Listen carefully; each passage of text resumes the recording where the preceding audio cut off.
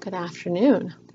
I'm very excited to show you a card that you can make using JenofEve Design's mini everlasting templates. So as you can see, I used a belly band on the outside. You can slide the belly band off. And then when you open the envelope, you can see that the card is actually made with the option B of the base of the script everlasting mini album. And I just left the inside blank for now, but you could actually stamp any sentiment you want in there. So let's get started and show you how you did this. Some of the things that you might want for your card is you're going to need a tape runner. I like this Scotch Advanced tape glider. This is one of my favorite. I get rolls from either scotchpal.com or scrapbookpal.com, or I get them from Tape Depot. You're going to need some Suquang score tape. You're going to need probably either tonic scissors or some, these are my cutter bees, to do some fussy cutting. You may need a bone folder. You're going to need some distressed ink. I'm using Vintage Photo and some little daubers to actually get it on there. You're going to need a corner rounder. I am going to be, for the stamping, I am going to be using embossing powder, but I'm going to be coloring it with the Distressed Crayons and making it look like a watercolor. For the stamp set, I will be using the Stampin' Up! Help Me Grow. You will also maybe need some ribbon. This is actually dollar store ribbon that I got a few seasons ago, and I'll actually use my We Are Memory Keepers ribbon cutter to cut that. To make the envelope, I'll be using the We Are Memory Keepers envelope punch, and I will also be using some foam tape. So let's get started. So the first thing that you're going to need to do is print out page number 5 of the Everlasting Script mini album. So it's this page right here. The second page you'll need to print out is page number 4 from the plain template. So it's the one that looks like this. And the last page that you'll need for a little bit later is page 11, and we will only be using this belly band side. So the first thing you're going to want to do is cut out page number 5, and I like to use a Carl rotary trimmer. Let's see if I can get it in here and you see it's pretty big and bulky, but I love it. I've had this for about 12 years now. So all you have to do is line it up.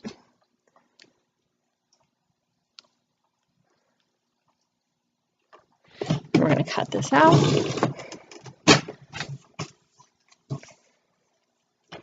And remember, as Jen always says, you don't need to be perfect with your cutting. That once we ink the edges, it kind of helps itself out.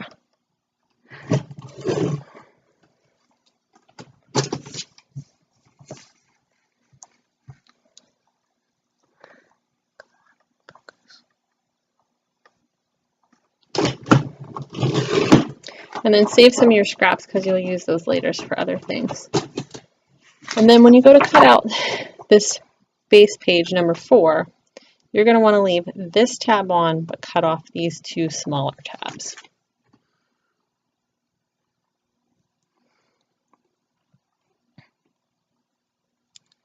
Having a little trouble cutting because I can't get right up over top of my line because of the camera.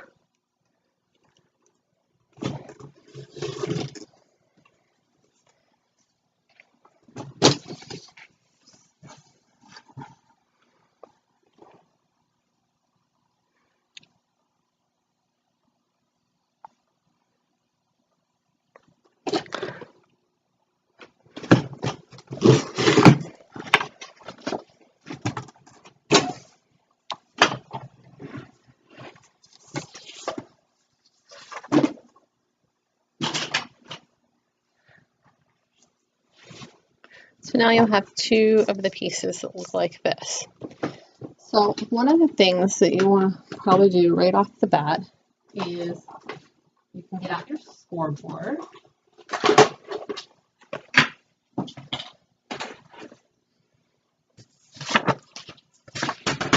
And you can score this line. And this is a Martha Stewart scoreboard.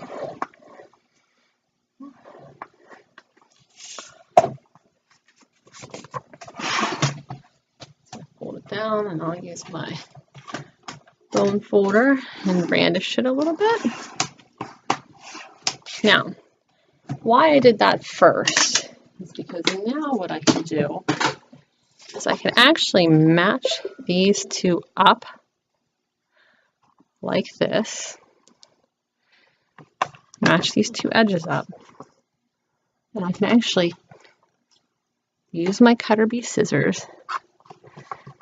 And you want to hold really close to the front. And another one of the users had actually posted this tip in Jen's page. So you can hold them really close together. And you can cut both the front and the back. So the inside and the outside of the card at the same time.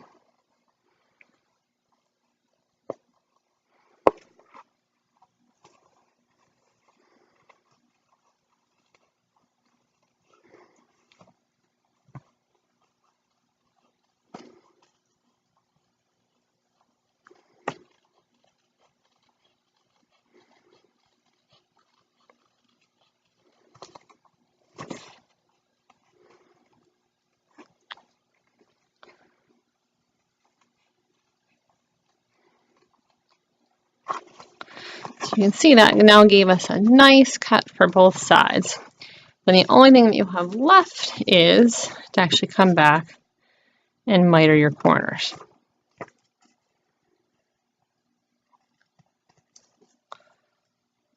And you really don't have to get fussy about mitering the corners for this project because you're not trying to put anything into it. So what I want to do is I want this side that printed out that has a little bit of brown on it to actually be the inside of the card because I don't want that brown to show up. So I'm just going to put a little bit of score tape, and this is 1/4 inch score tape. And I'm going to put it right up as close as the edge as possible.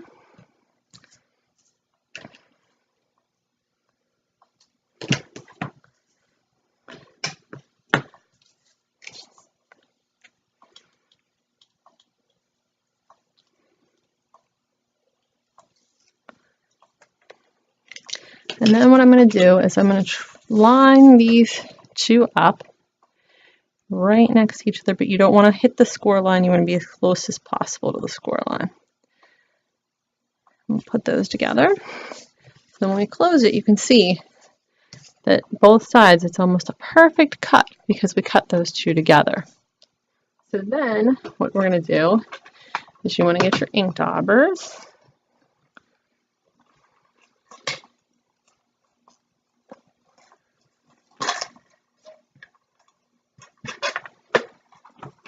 And again, I'm using Distressed ink Vintage Photo. And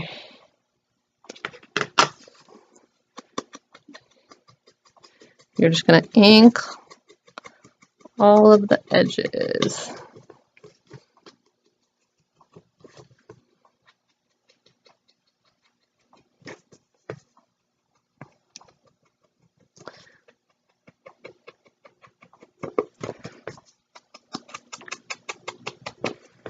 And I'm not very neat about it. I kind of just go a little crazy with it.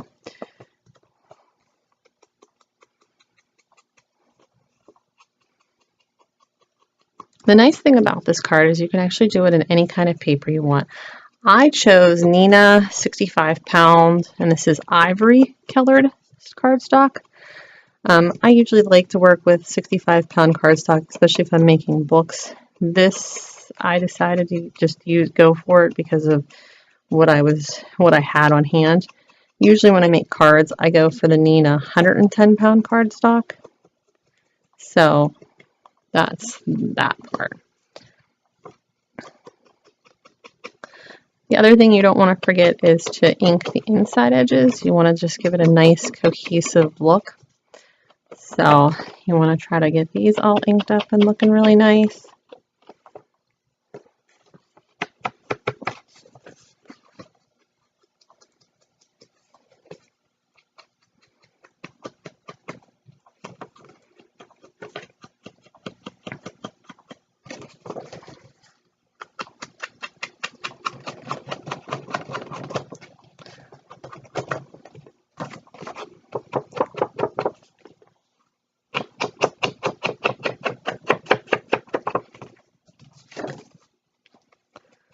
I like to do down the center too, just to give it a little bit of color. You don't necessarily have to do that part. So there is our card inked front and back.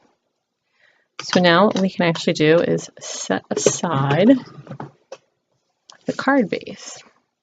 And the next thing that we're going to do is we're going to use one of these scraps. So this is just one of the scraps from one of the pages. And we are going to, so I can get this back up here. I just lost the cut.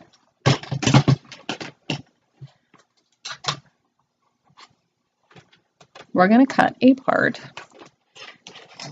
that's going to be 3.5 by 5.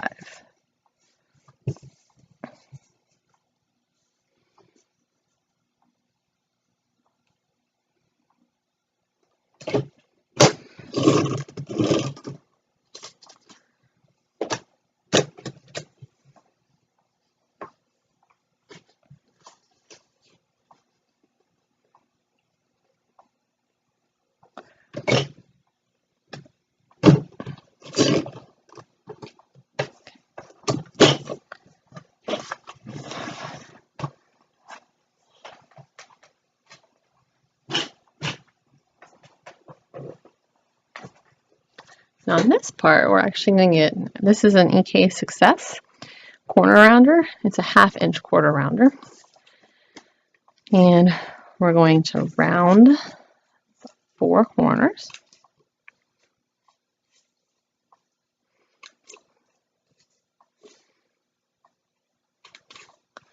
And the other thing that we're going to do is we're going to get one of the other little pieces. This size will do good.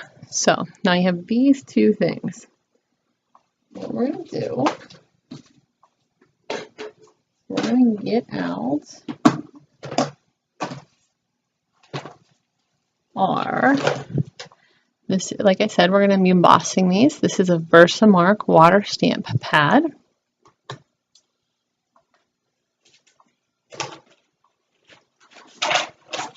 And then sure I get everything lined up together correctly, I'm going to use my Misty.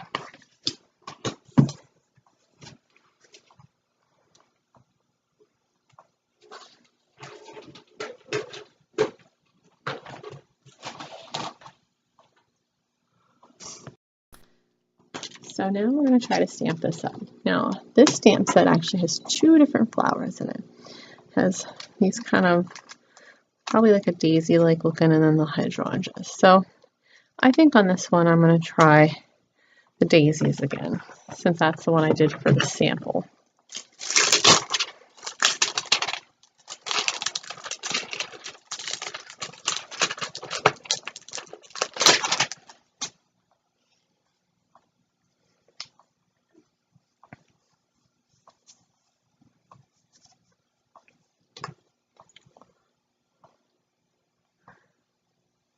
So you can just position them whatever way you want to.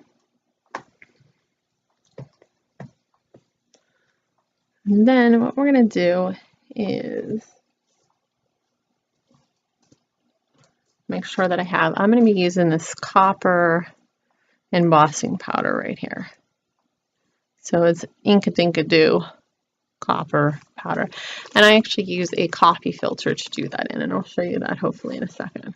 So what's going to happen is I'll close my Misty, pick up my image, I'm going to use my watermark ink. I'm going to ink up my stamp really, really well.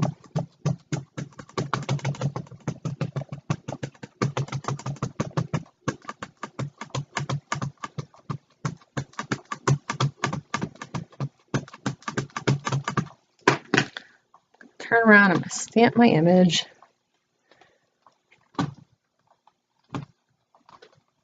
I'm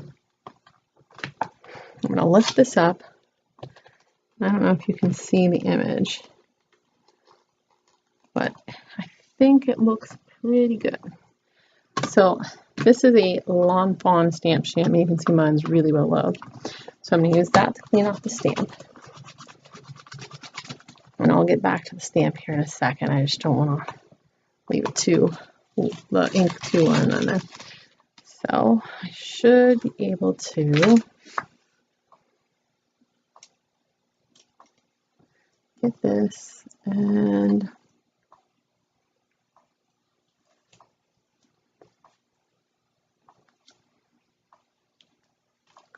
pour the embossing powder right on there. And there you go. You can see our image with just the embossing powder. One tip is you can see there's a little bit extra embossing powder there. You can get a little brush and just brush it off of there. So I'm just going to set that aside for now. I'm going to then come back and I'm going to, remember I said to you, I'm going to stamp some other things too with the embossing powder. Let me just finish cleaning off the stamp so it doesn't. So the next thing that we're going to emboss is the sentiment. And the first thing that we're going to emboss is actually this little frame. So again, I'm going to set up the paper in my Misty. I'll put this little piece of paper down. I will then bring this over. I will use my Versamark ink and ink it up.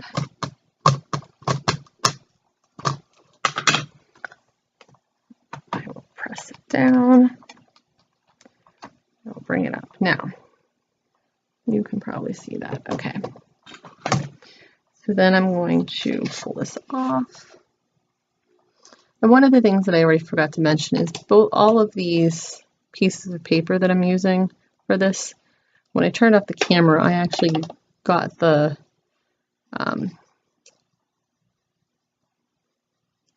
anti-static tool I had put to these so that I wouldn't have a whole bunch of stray stuff. But you can see that I got a little over heavy with the stamp when I stamp this. So I'm actually going to try to stamp that again because I'm not very happy with that image. I want it to be a little bit cleaner and clearer. So we'll try it again. Hopefully this time I won't have stuff. Just to make sure, I will use my powder tool again and just make sure that there's nothing on there that's going to cause it to stick to that.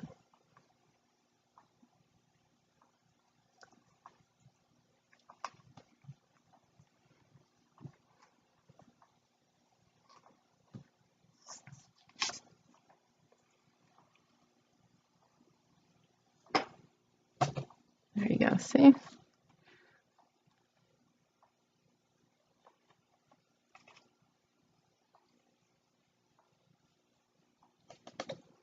Ta-da! Okay, now I'm going to put that back on here. And I am going to grab one of the sentiments. Now, there's thanks, there's friend, there's much appreciated. So, it's kind of up to you which one you decide to put on there.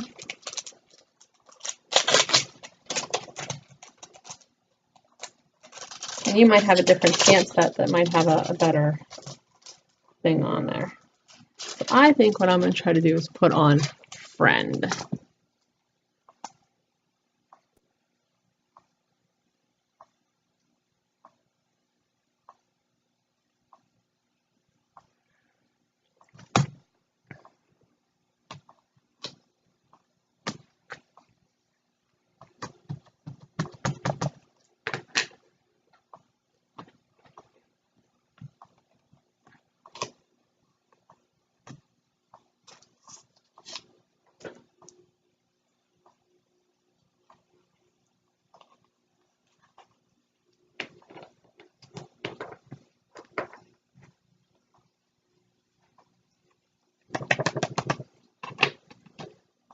Okay, now I'm going to set that aside.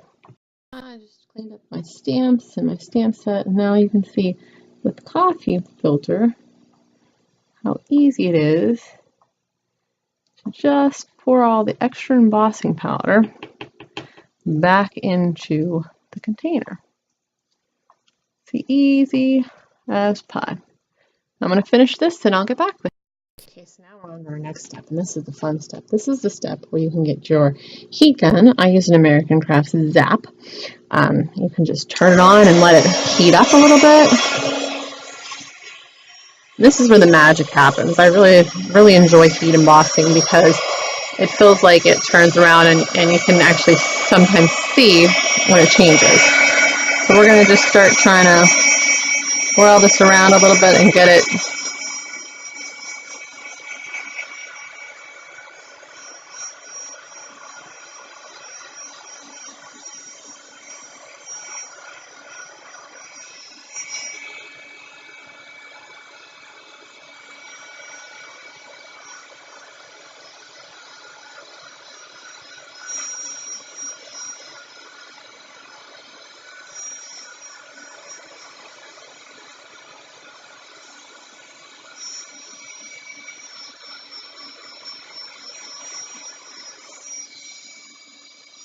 Okay, now we'll get the flower done.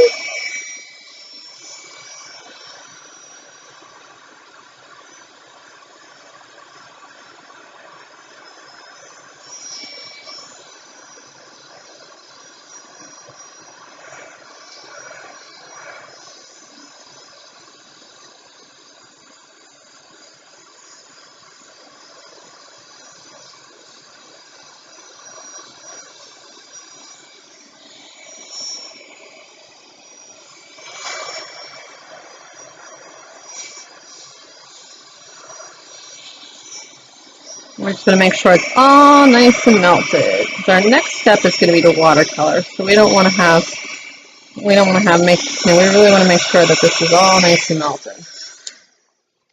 So the sentiment itself, we're not going to do anything with except for we are going to just fussy cut this out.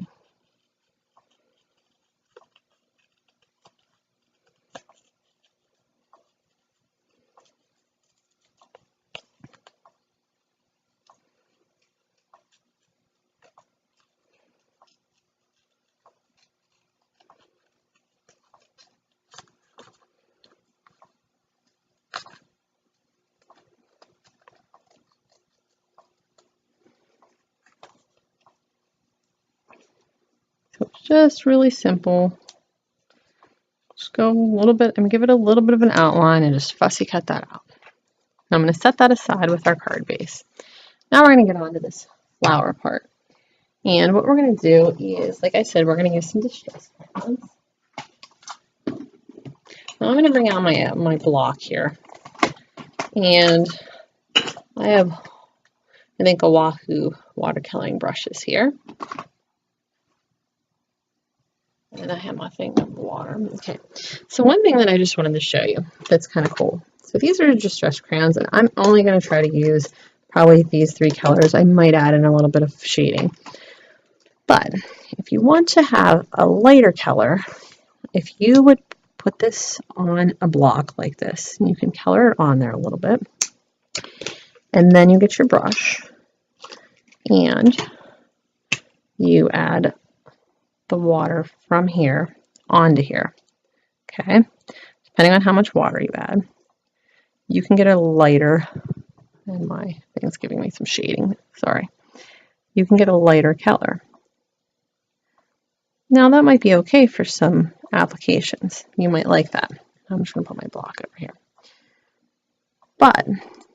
And sometimes that's really nice for things like, let's put the green out. Let me get some decent amount of green there.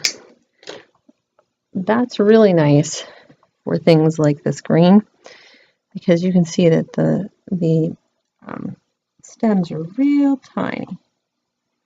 So it's nice that you don't have to try to color in those before you put the water on, that you can just use them off of a block like this. And what I'm just doing is painting inside the lines that I just embossed. Now this is not watercolor paper. And so one of the things that's nice about heat embossing is that sometimes it makes it easier to watercolor on normal paper. I usually try to watercolor on watercolor paper, but there's every once in a while where you want a different colored paper, you want something fun, and I will just heat emboss it to help it stay inside the lines and look nice and neat.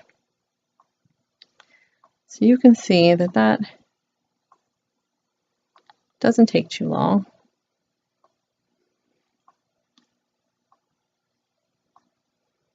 But the other nice thing about these watercolor crayons, let me move my water over here so that I'm not reaching across my viewfinder all the time, is that you can say get the color and you can put a little dab of it wherever you think you want it. And then you can get your brush and you can wet it. And you can spread the color around that way also. So directly onto the paper and around. Now this way I found is very nice. It makes the color usually a little bit more vibrant, but sometimes I end up having too much water when I first put my brush down, and I end up bleeding colors a little bit. So you just got to be careful with how much water you have. You can see right outside of the viewfinder, I have an old towel that I actually use to dry my brush off in between, or dip my brush on so that I can be able to switch colors. And I'm actually going to use it a little bit too much water on this one. So I'm going to use it to dab a little bit of that water off. And now I'm just going to try to color these sunflowers. And so what I'm going to do is put a little bit of yellow on each of the petals. And the one thing that I really like about these Tim Holtz, any of the Distressed products, is that you just add water and they become something different. So it always ends up being, they're fun. They're fun in that they give you a different result every time you use them. Not every time you use them, but just by adding water, you get something different. And if you haven't got a chance, I know Jen's been using the new Distressed Oxide ink in her JenofEve Designs new, the mini everlasting album that she's making right now using the Time for Tea paper. And I know she's using the Distressed Oxide ink on her edges. And you can see how awesome the Distressed Oxide looks when you turn around and you add water. It gives it this cool speckling effect. This is just, you know, again, this is an embossed image, and then I'm just using regular Distressed ink on the edges. I could actually add water to it, and it does still have a cool effect. It's just not as, what do I want to say, speckly, or the Distressed Oxide almost makes it look like the thing has rusted, or it makes it look more vintage than it does than the regular Distressed ink. So I'm going to finish coloring this up and I'll be right back. Okay, now I'm back. What I'm going to do is I'm going to ink the edges around this while I wait for my watercolor to dry. And if you're in kind of a rush, you know, sometimes I feel like I'm in a rush. I have 5 kids, 8, 6, 6, 2, and 1. So every time I'm trying to do crafting, it's usually during nap time when the 2 youngest are sleeping and the 3 oldest are at school. So usually I'm really trying to get this to dry. So you can actually hit it with your heat tool a little bit.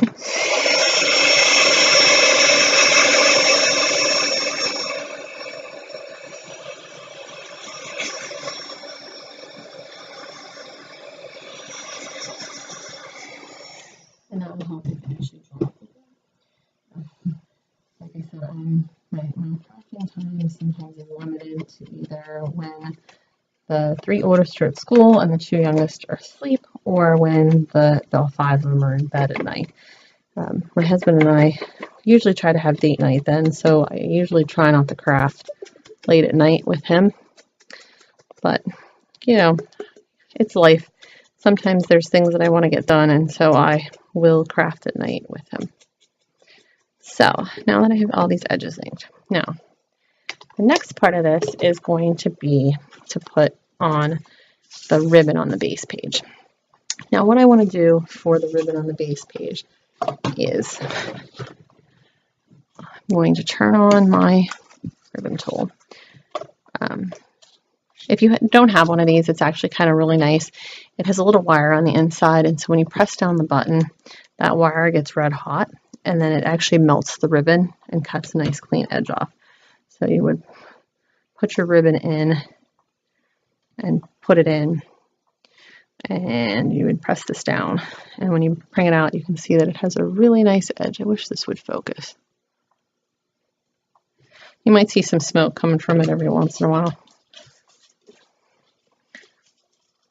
And that's just, I mean, that's normal for it. It needs to burn off some of the plastics from this.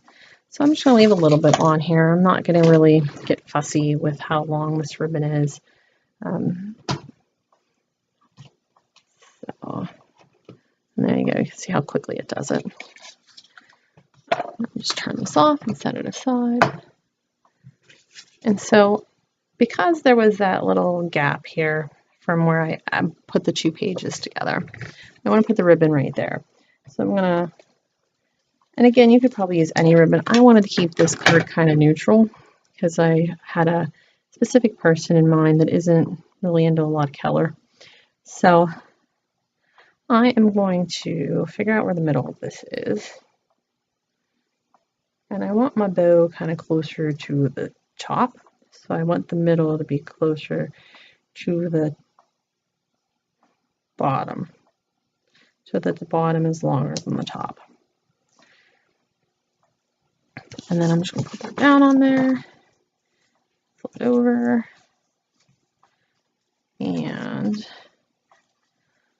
I'm not going to tie a bow or anything else. I just want to tie a little simple thing. But before I do that, I'm just going to add just a tiny bit of tack. I like to do that. I don't like when the ribbons kind of looks like it's falling off the card. That's just my opinion. That's not a, you know, some people might like that. I like my ribbon tacked down, and especially because this one's kind of serving a purpose to cover up that seam. I really wanted to do that. So just a simple little thing. Now, this should be nice and dry now. And now I'm going to grab my foam tape. Now, I buy the big roll. You can see it's this is 3/4 inch big roll of tape. I also have 1/2 inch. Depending on how, you can see that it's pretty thin. This I think is an 1/8 inch thick. So if I wanted a 1/4 inch, I actually fold it over on itself to make it more puffy, to add more dimension. And this I like to use my tonic scissors for, because my cutter bee scissors tend to get gunked up if I cut anything like this on it.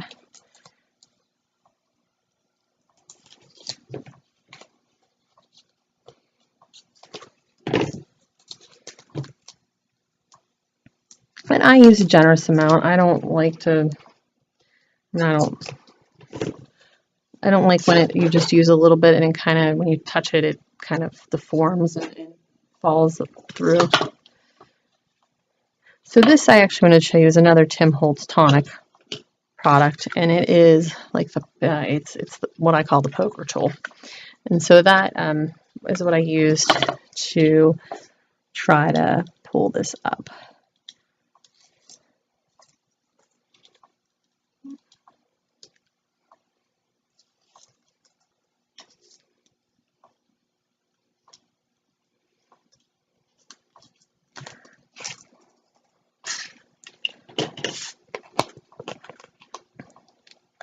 And I want this probably about right in the center up and down, but I want it shifted a little bit to the right here. So I'm just going to put that down about right there. So you can see how cool that looks with the script behind there, and then that, and then all of the inking. And then I'm going to put this little sentiment friend here. And to do that, I'm just going to get another little piece of this foam tape. And I am just going to estimate where I want this, probably about right there. Put that down, kind of butt it up against there. And I'll use my little tonic poker tool, pull that off. And then I'm just going to put some ATG on the other side. And then to make sure that it's nice and down. And there we go. And so there is our card based off the Mini Everlasting. So you can see how just cool that little card is. So I will be right back and we'll get ready to make the envelope.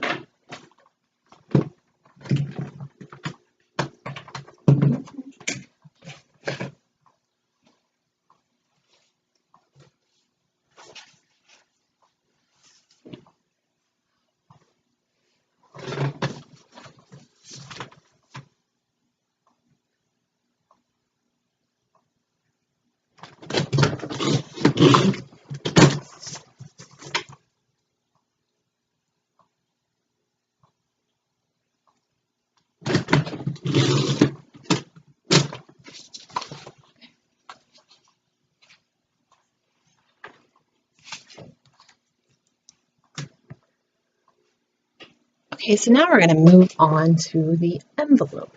And for the envelope, we are going to need a 9.5 by 9.5 square sheet of paper. And then I'm going to get my We Are Memory Keepers envelope punch. And the size envelope that we're actually making is a 6 by 6. So that's 9.5 by 9.5. So it says that we got to score at 4 3/4. So put this in at 4 3/4 and punch. And then I am going to score. And then you turn, put back at 4 3/4, punch, and then score. Turn it again at 4 3/4, punch, and then score. And then the last one, turn it, punch, and then score. Now, with the other side of this board, we're going to actually round all the corners to make it match the rounded corners of the card.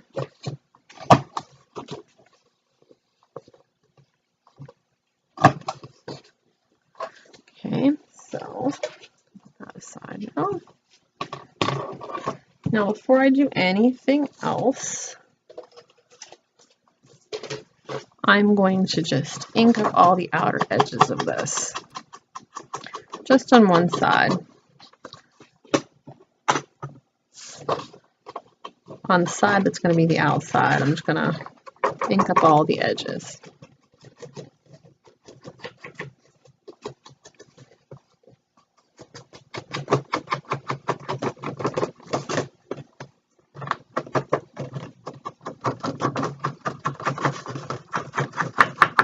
I'm going to turn this off while I finish. Now I'm going to use my bone folder. Now I have all the outside edges inked, and I'm going to fold in the sides. There we go. It looks like an envelope, doesn't it? And then I'll fold this side up. So now you can see that we're going to have some other edges to ink. So I'm going to ink this edge, this edge, this edge, and this edge.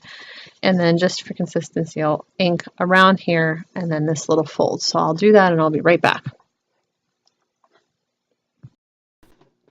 Okay, now I'm back. And you can see that I've inked all these edges up and it's all ready. So now all I need to do is put a line of glue down there and a line of glue down here. And then what I usually do is flip up this fold and then flip down this fold. And you can flip down both outsides in. I kind of look how this geometric shape looks, but you can do it any way that you prefer. So now I'm going to set this part aside. And what I said to you is that we were going to use page 11. So I'm going to go cut out these two pieces right here and I'll get back to you. Okay, now I'm back. So what I said to you is that, we were using page 11. We only need the belly band part. So this part, which is one of the fold outs for another one of the pages, or one of the inserts for another one of the pages, in the minute I was asking, you can actually set aside. You don't need that for this. And so now you have your belly band, and what you need to do is get out your scoreboard.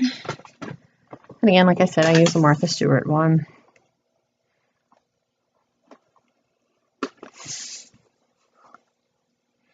And you're just going to score these.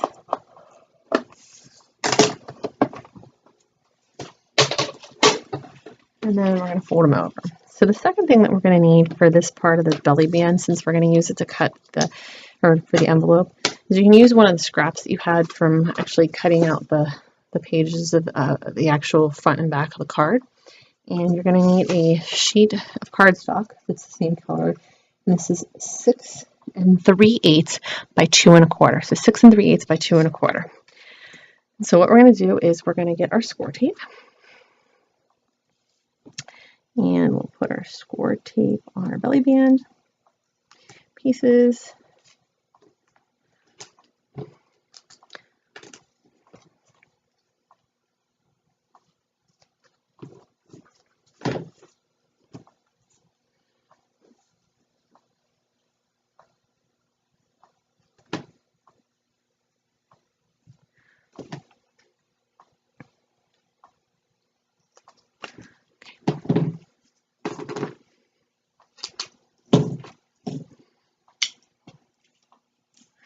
So now I'm going to turn it this way.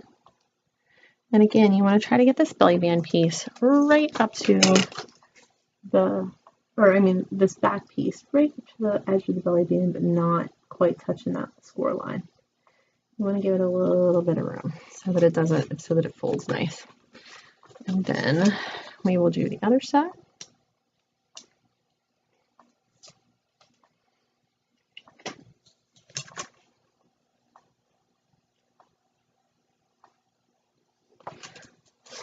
And there we go. There's the part of the belly band. So now I'm going to ink up all the edges and I'll come right back to you. Okay, now I'm back. You can see that I have inked up all of the edges. I'm going to set that aside for now. So here's our envelope. Here's our card. So I'm going to put the card in the envelope. See how it fits perfectly. I'm going to put that down. Now I'm going to put the design. I keep debating whether I'm going to put the design in the front or the back, but it doesn't really matter because we can change it eventually. And what we're going to do is just put it down. Now, what I did was just run a strip of APG on the top of that one and a strip of ATC on the top of this side. Then I just lined up the two and made them look pretty and put them together. And there you go. So now you have the belly band, the envelope, and the card. And the card and the belly band are from the mini everlasting envelope templates from JenofEve Designs. My name is Kara, and I really enjoyed spending this time with you, teaching you how to make this card. My channel or my Facebook page is The Transformation of Mom for ABCDE. I actually named my kids ABCDE. I hope you enjoyed having this time with me and learning this small project. I hope everybody has a blessed day. Talk to you later.